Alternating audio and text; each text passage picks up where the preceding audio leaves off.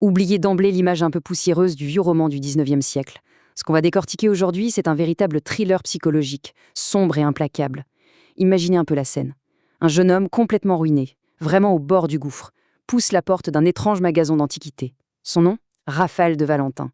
Et à l'intérieur, au lieu de trouver une simple vieillerie, on lui remet un objet magique et mortel. Un objet qui va littéralement sceller son destin. C'est le cœur de l'œuvre d'Honoré de Balzac. Et c'est un incontournable absolu.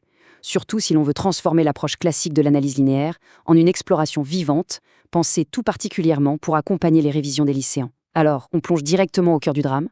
Voici notre plan d'attaque pour ce décryptage. D'abord, l'introduction au pacte mortel, ensuite, le piège de l'antiquaire. On passera après à l'intensité contre l'ennui, suivi d'un premier vœu tragique, et on terminera par notre bilan, l'homme dévoré. On commence tout de suite avec notre première partie, l'introduction au pacte mortel. On se retrouve dans la pénombre de cette mystérieuse boutique d'antiquités. C'est le point de bascule, le moment exact où le désespoir absolu percute le surnaturel. Et c'est de là qu'émerge notre fameuse problématique, celle qui va guider toute notre réflexion.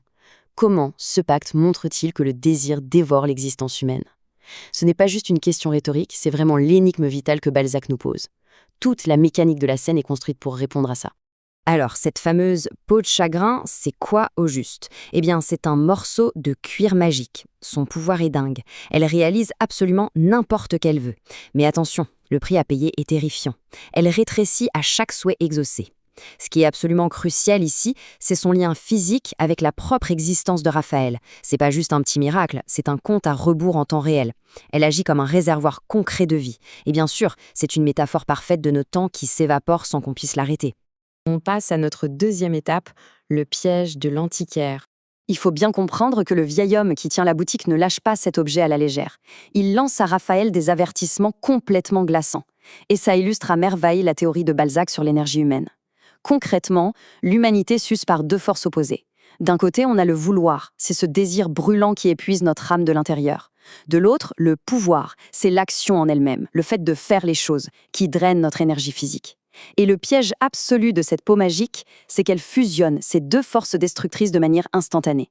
Que l'homme désire ou qu'il agisse, il s'épuise, il n'y a pas d'échappatoire. Et l'antiquaire résume ça avec une formule qui claque, un oxymore terrible, vos joies qui tuent. Prenez 2 secondes pour peser le sens de ces mots, c'est d'une cruauté folle. Ça veut dire que chaque plaisir intense qu'on vit n'est pas une victoire, c'est en fait une petite mort. Plus on profite de la vie avec intensité, plus sa fin nous saute au visage. La joie devient littéralement l'arme de notre propre destruction. Si on décortique un peu la mécanique du truc, c'est implacable, comme une équation mathématique. Étape 1, le désir naît. Étape 2, la magie exauce le vœu. Étape 3, la peau rétrécit physiquement. Et donc, étape 4, la vie diminue proportionnellement. C'est un cycle d'une précision redoutable. Le cuir matérialise l'évaporation du temps. À chaque fois que la tentation l'emporte, bam, c'est une fraction d'existence qui est amputée. Ce qui nous amène à la troisième partie, l'intensité contre l'ennui. Face à un avertissement pareil, le récit s'emballe complètement. C'est le choc de deux philosophies. D'un côté, on a la sagesse, une vie très longue, oui, mais avec une passion quasi inexistante, presque un encéphalogramme plat. De l'autre, on a la folie, une durée de vie ultra courte, mais avec une passion au niveau maximum, dans le rouge fluo. Le choix de Raphaël ici, ce n'est pas un accident de parcours, c'est un choix pleinement assumé.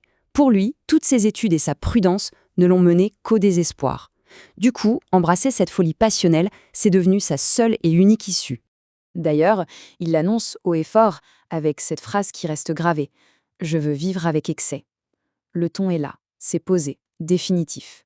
L'idée, c'est vraiment de brûler sa vie en un énorme feu de joie le temps d'un instant, plutôt que de la voir pourrir à petit feu dans l'ennui et la privation. La fatalité est acceptée avec une audace presque vertigineuse. Mais pour vraiment saisir la portée de ce passage, il faut dézoomer un peu. À travers le choix radical de son héros, Balzac est en fait en train de tacler toute la société des années 1830. Il critique sévèrement une époque obsédée par l'argent, par la gratification immédiate et les plaisirs matériels, avec au passage une perte totale des grands idéaux. Raphaël, finalement, c'est le pur produit tragique de cette société superficielle. C'est son vide intérieur qui le pousse à aller droit dans le mur. Quatrième étape de notre décryptage, un premier vœu tragique. Le décor est planté, le choix est fait, et là, on passe à l'acte. C'est le point de non-retour. Alors quel est ce fameux premier souhait ? Est-ce qu'il demande le grand amour, la paix de l'âme ou juste une petite richesse tranquille ? Pas du tout. Son choix se porte sur la débauche absolue. Il exige une bacchanale, une fête totalement sauvage et débridée. Ce qu'il cherche à ce moment précis, ce n'est pas la joie, c'est l'anéantissement. Il veut une intensité telle qu'elle va les noyer, lui offrir un oubli total de lui-même grâce à l'ivresse. Et honnêtement, ce qui rend cette scène si forte, c'est que le héros sait exactement ce qu'il fait. Le texte est hyper clair. Il veut ses plaisirs extrêmes pour en mourir. C'est là que réside toute la tragédie. Raphaël n'est pas le pauvre innocent victime d'un sortilège aveugle. C'est un sprint volontaire vers sa propre destruction. Il accepte de sacrifier sa vie physiquement comme monnaie d'échange juste pour vivre une dernière émotion d'une puissance absolue. Et pour valider ce contrat, Balzac nous glisse un petit effet de mise en scène qui fait vraiment froid dans le dos. À la toute fin de l'échange, on entend un glaçant bruissement de l'enfer. C'est une vraie confirmation sonore, complètement surnaturelle. Là, ce n'est plus du tout une simple métaphore philosophique, c'est littéralement un pacte avec le diable.